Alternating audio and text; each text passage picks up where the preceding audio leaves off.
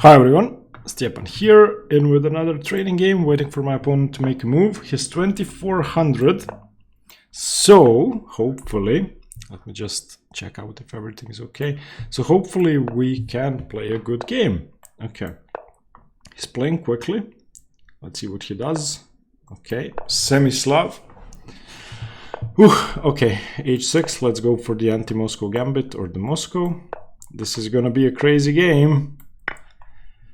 This is gonna be a crazy game.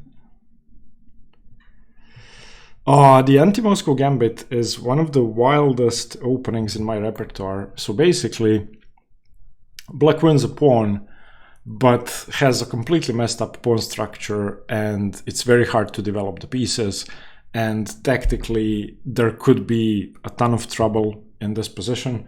So the main move for white here is e4, of course. E3 is considered to be less than ideal, so is a4, because both those moves allow bishop b4 after b5, and they're not as concrete. I don't know what my opponent is thinking about. This is sort of the beginning of the variation, although after e4, b5, you could say that that's the beginning of the variation. We will see.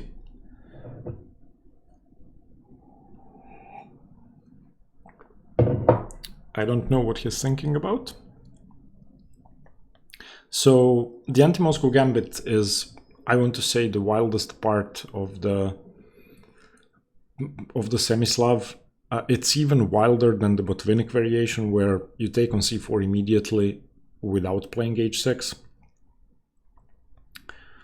It's just very crazy. After e4, b5, white can choose between h4, e5, knight e5, bishop e2, a4 is a move. There are many moves. And yeah, we will see what happens.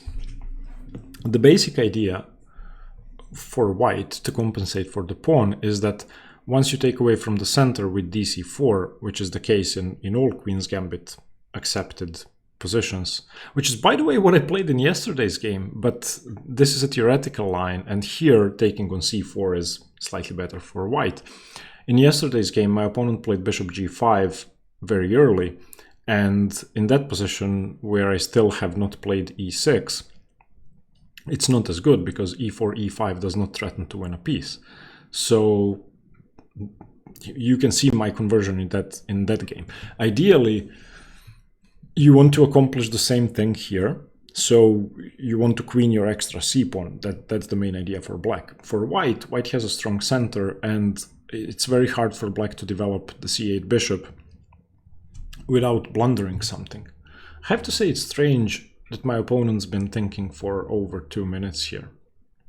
This is not even the beginning of the line.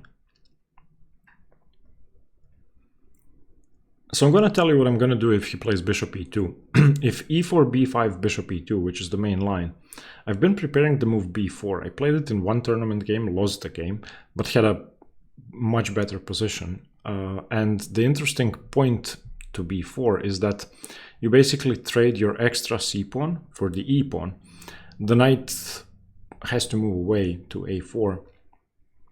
And if after b4, knight a4, knight takes e4, white takes on c4 straight away, then black can take on g3, grabbing the bishop pair and grabbing a hold of the dark squares. Instead of that, on b4, knight a4, knight e4, white should play bishop e7,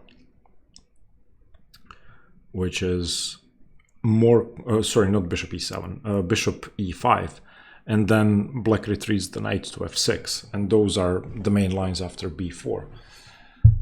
It's very strange that he's been thinking for this long. Okay, he plays e3. e3 is not as scary. Now I can go b4, b5, and bishop b4. And now the main line is knight d2. And I played this position against Grandmaster Misho Tsebalo, and I destroyed him, and then I offered a draw in a winning position because it was a sad sight. I think that may have been his last tournament game. He died recently. He was one of the greatest Croatian grandmasters, but at the time we played the game, he was, I think, either slightly senile or ill. I'm not sure. I just felt bad the whole game. He wasn't himself. I've known him for about 7 years. Okay, now the pawn is attacked. So, and I don't have a6, so I should take on c3 and play bishop b7. And then if he plays queen f3, I can go queen d5 or bishop b7. Okay, I'm taking on c3. I'm playing bishop b7. If he plays rook b1, how do I defend my bishop? Because then c4 is attacked. So maybe I can just go a6. Maybe I don't need bishop b7.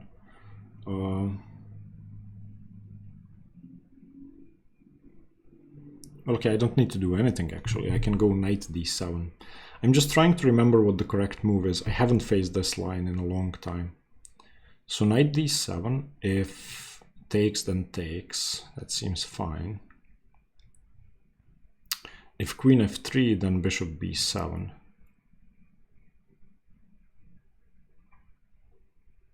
Ah no, if queen f3, then he just wins the pawn. So I'm going to start with bishop b7. If queen f3 now, then I have a6. If queen b1 or rook b1, then I have to defend my bishop. And I probably go queen c8. That seems very safe. Because on rook b1 I don't have queen b6. Knight c4 still works.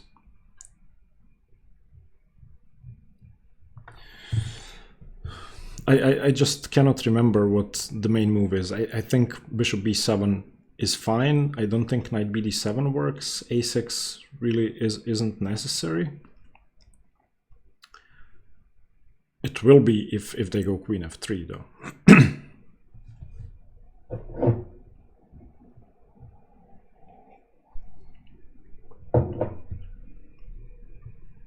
Maybe my opponent was just having a snack or something, because once he started playing, he was playing fairly quickly. Maybe he's having another snack now. Or she.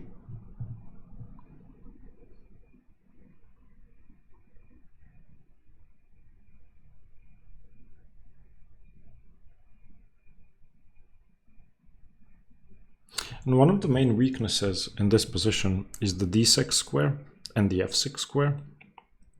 Because I've given away my bishop, it's really not that easy to defend e5, f6, and d6.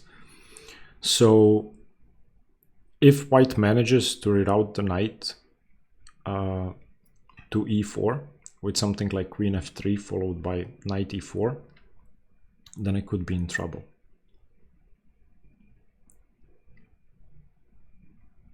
Because the main idea is knight d6 check, or picking up the bishop. So queen f3.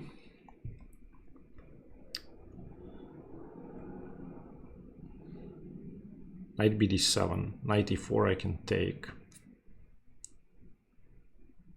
Queen f3, knight bd7, he takes on b5 and my bishop's hanging. So queen f3 I may have to go a6. And then on knight e4 I can take.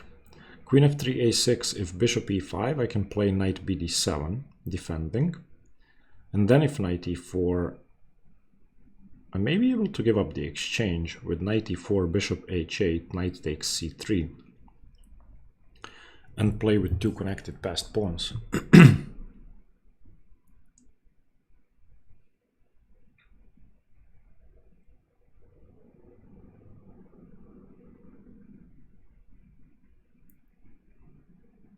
For the moment, everything is safe. It's funny that I've been playing the same structure, except for g5 and h6, in both today's game and yesterday's game.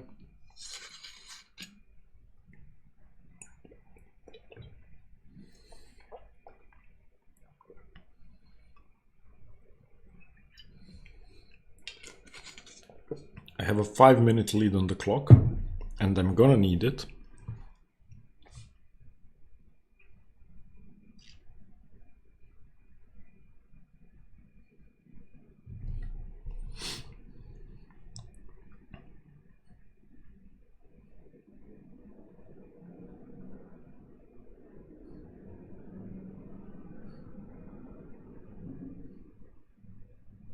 He always has the option to take on b8, and then take on b5 and take on a7 if I recapture with the rook. But I think white's dark squared bishop is their strongest piece. I mean, I don't think it is their strongest piece, because it's cutting through my position, breaking it up in half, basically.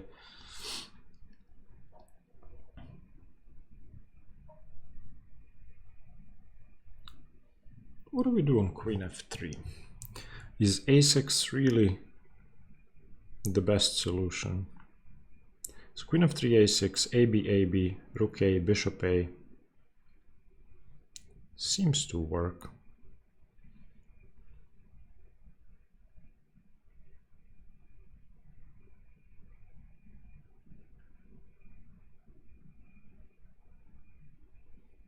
I cannot move my queen on queen f3 because my knight's hanging. I mean, I could choose to go knight d5,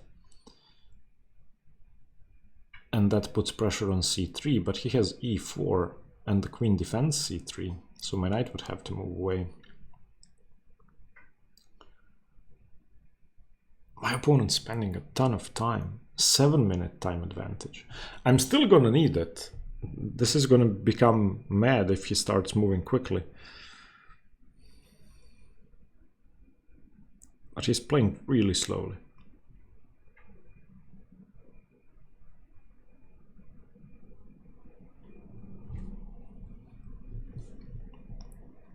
What are their options? Bishop e2 I feel is a bit too slow.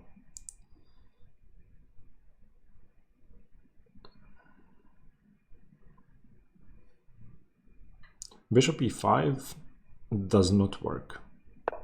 Okay, h4 is thematic. But now I can play g4 or rook g8. Those are the two main responses. If I go g4, they may be able to go h5 followed by bishop e2, but then I would have rook g8. But then maybe bishop f4.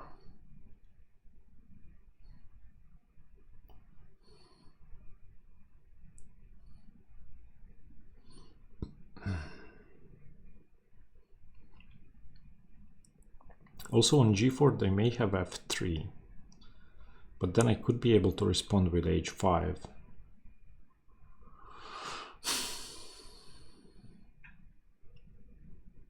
If g4 bishop e5, then rook g8 seems okay. I'm gonna go g4.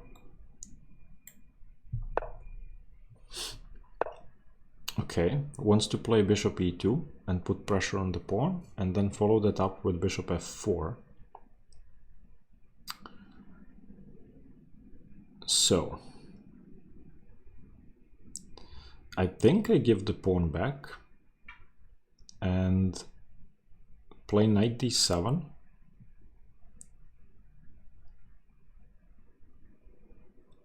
And on bishop e2 I can continue knight d5 and maybe even f5. Is f5 too scary? Probably. So knight bd7, bishop e2.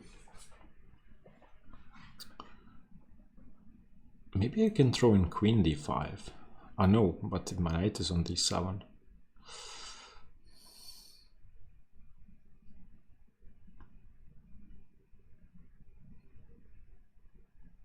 Surely I shouldn't hold on to the pawn. I'm gonna have to develop some pieces at some point. So knight bd7. There's also bishop d6, which could be annoying, but maybe then I have knight b6 followed by knight d5. Okay, it's time to develop a piece. I'm gonna go knight bd7, and whatever happens, my rook's now defended by the queen, and my knight on f6 is defended. Okay, bishop e2.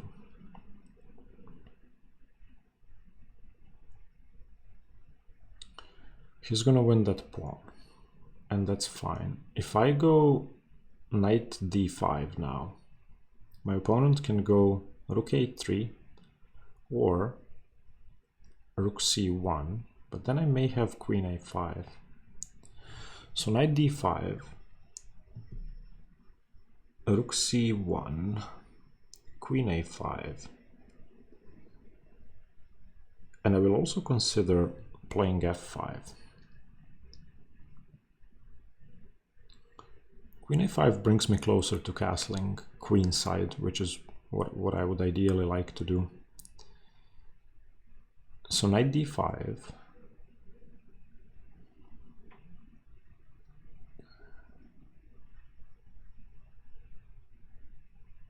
knight d5, rook c1, queen a5, threatening the a pawn and the c pawn.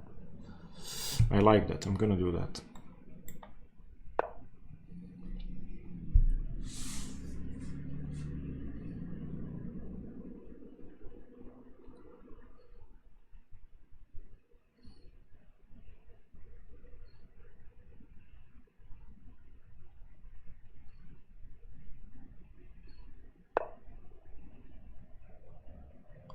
Okay.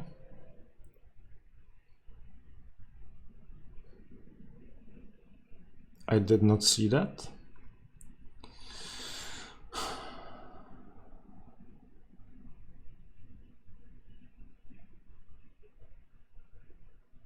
So if I go knight df6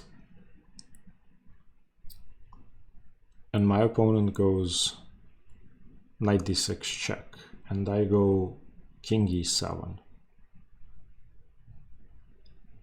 knight df6, knight d6 check, king e7,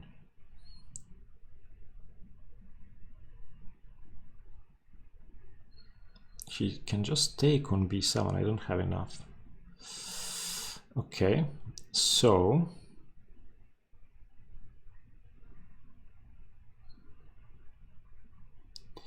I should probably go queen b6. Queen b6, knight d6 check,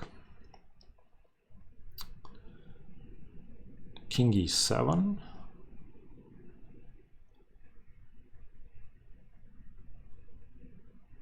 oh, queen b6, there's a5. Oof.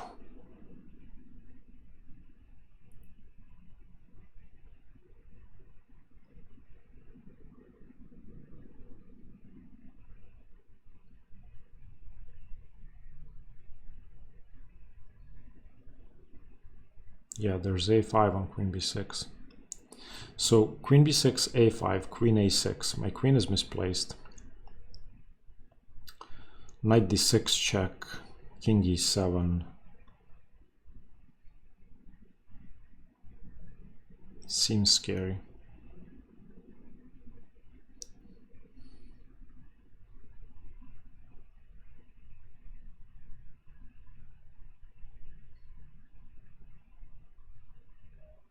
Although I may be able to go king e7 first, but then bishop d6.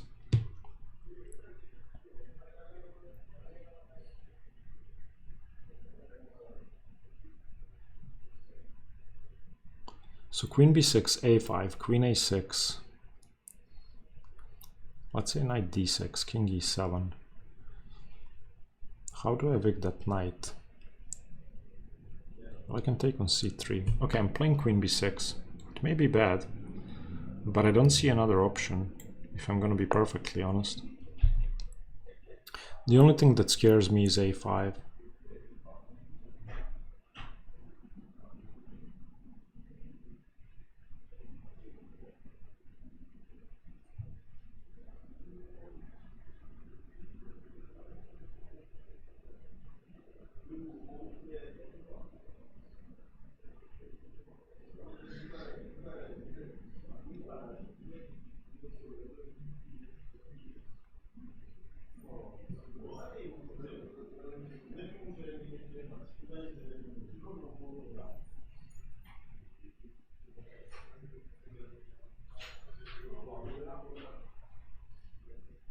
I mean, he really should go a5. Yeah, okay, queen a6 forced.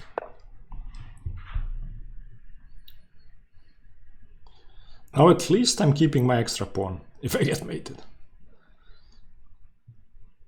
The next question is, can he take on g4?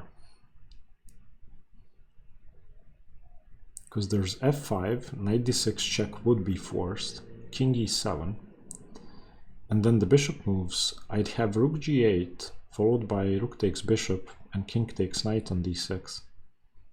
And if the knight moves back, I can just take it. In the meantime, c3 is hanging, so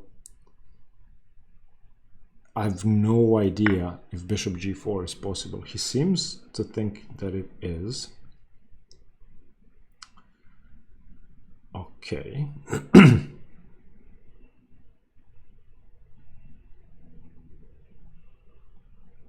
All right.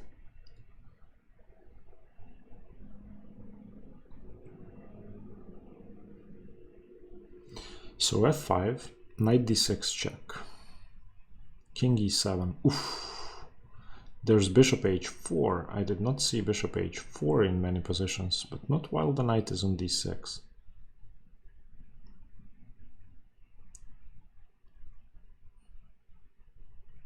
Maybe I should go rook g8.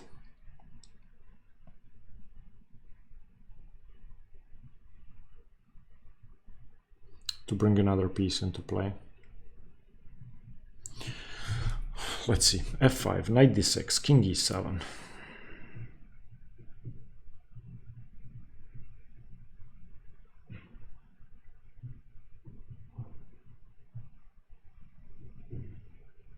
Bishop f5, ef5, knight f5 check, king e8, or king d8. Am I surviving that position? Because now I have c5.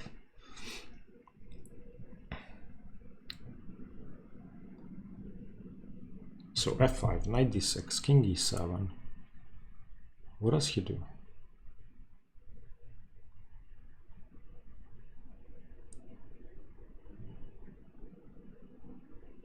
I don't see where that knight's going if the bishop moves away. So I'm gonna risk and play f5. Maybe I'm losing, maybe I'm not, but I'm still gonna try it. It seems interesting.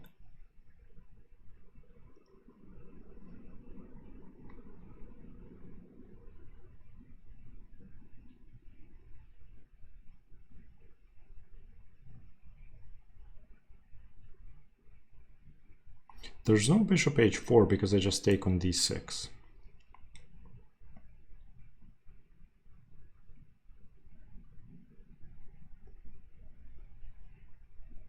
And the idea behind this isn't to win a piece. I'm not winning a piece.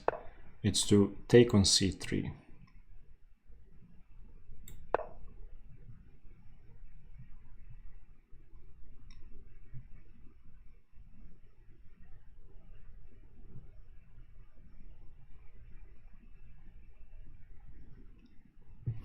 Also, I may be able to go f4, temporarily disrupting the defense of the knight.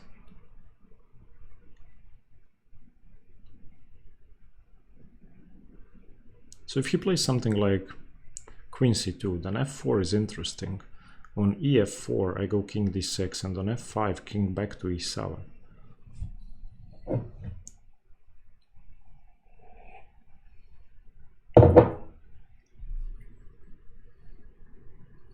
I also should consider simply playing rook g8. I mean, it's very hard to evaluate these positions. I could be completely losing, and I could just be fine because I'm about to win material again. I'm not good enough to understand these.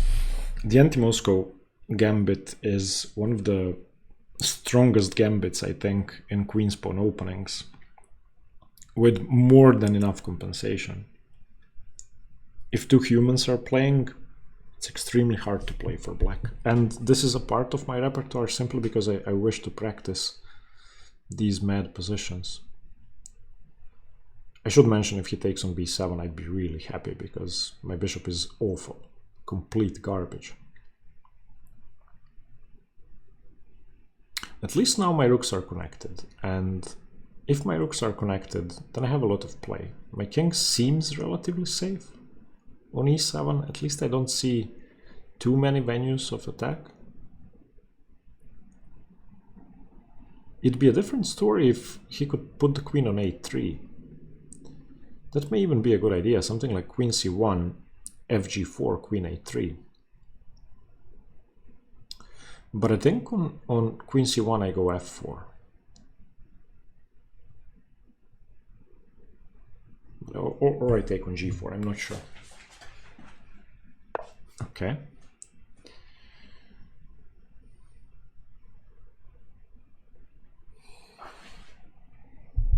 Why couldn't I take on c3? Where's this queen going? So knight c3, queen c1, knight e4, queen a3. Knight takes d6, queen takes d6. Seems scary.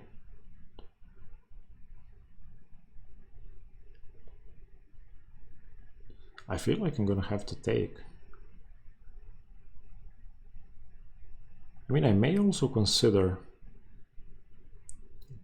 taking on c3 first and then taking on g4.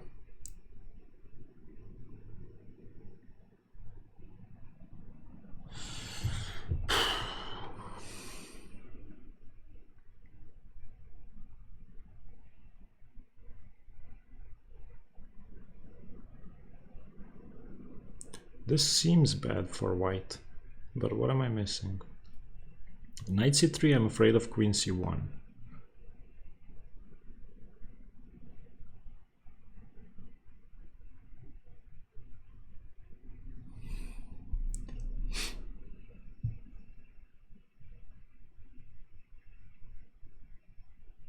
Okay, I'm taking on c3. I don't see why not, so I'm just gonna take.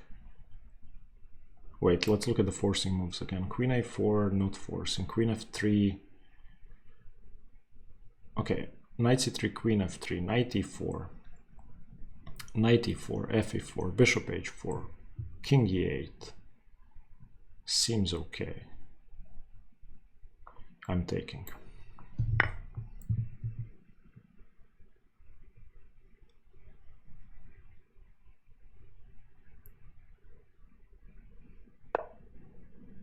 Okay, so I cannot take on g4 because of queen f7, I guess.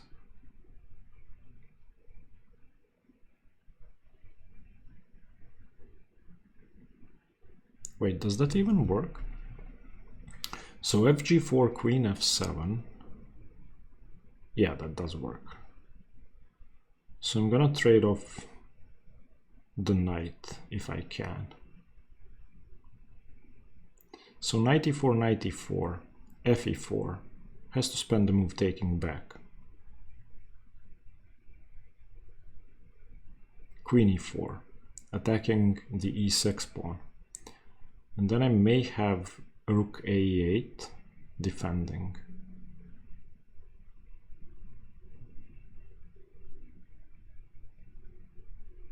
Do I have any other moves? I don't think so, so I'm gonna take.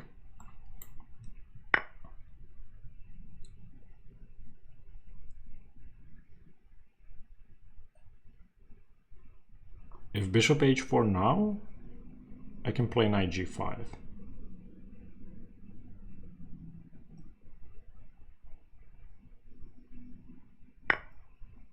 Okay, takes, queen takes. Takes, queen takes. Are there any checks? On bishop h4, I can go king e8.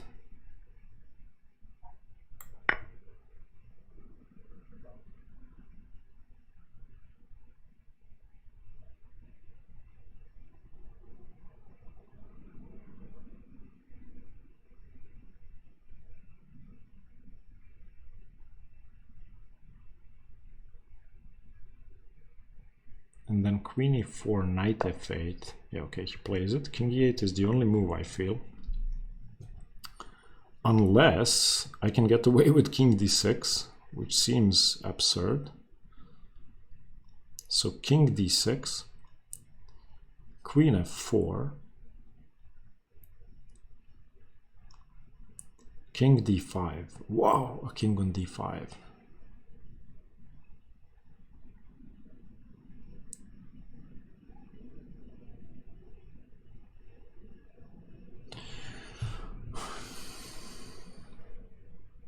Can I get away with king d6? No, because he can go bishop g3 check.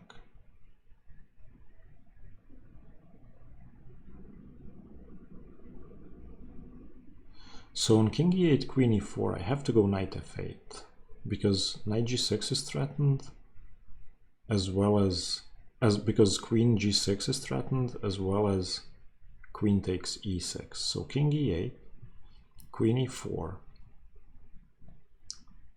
knight f8. If bishop e6, I may have c5. But then d5.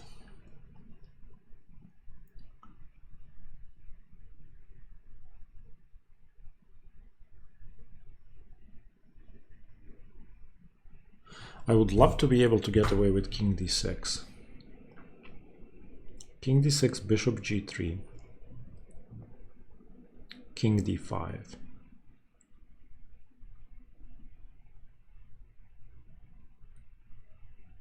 Queen f4. How do I defend queen d6 mate? I'd go c5. They would go d takes c5.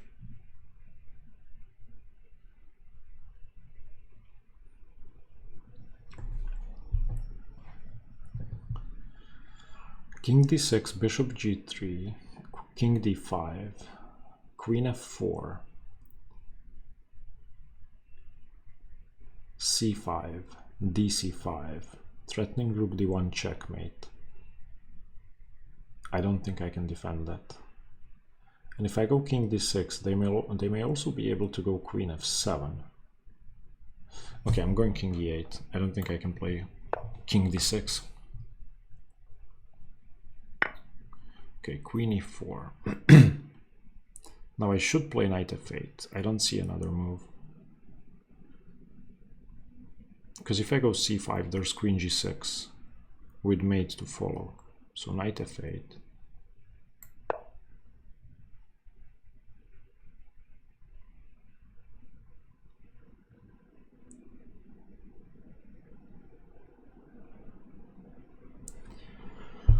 I was, what, 7 minutes up on the clock? Now I'm down on the clock. I told you. Okay.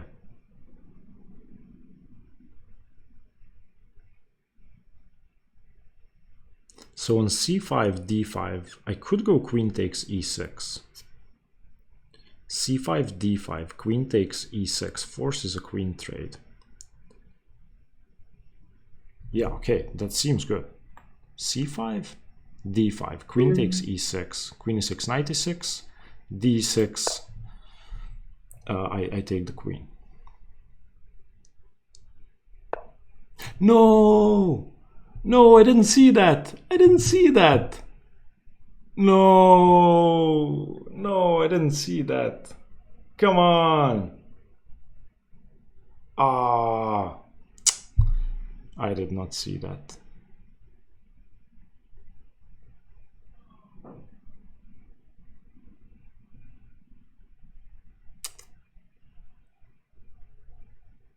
Ah, idiot. Am I getting mated? I am.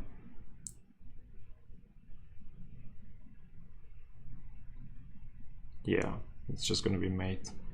Okay, I'm resigning. I didn't see that. I was expecting my opponent to go d5 and then I take. Ah, no. Okay, congratulations to my opponent. I told you, like, I got into time trouble and it just became too much. Let's analyze. Let's see. My opponent made one blunder. I made one blunder, 3 mistakes, and 1 inaccuracy. Let me just show you the final position. So, wait, bishop d5 is a blunder? No, but it's still winning. I was expecting... Let me just get rid of the arrows. I was expecting d5 and then queen takes e6.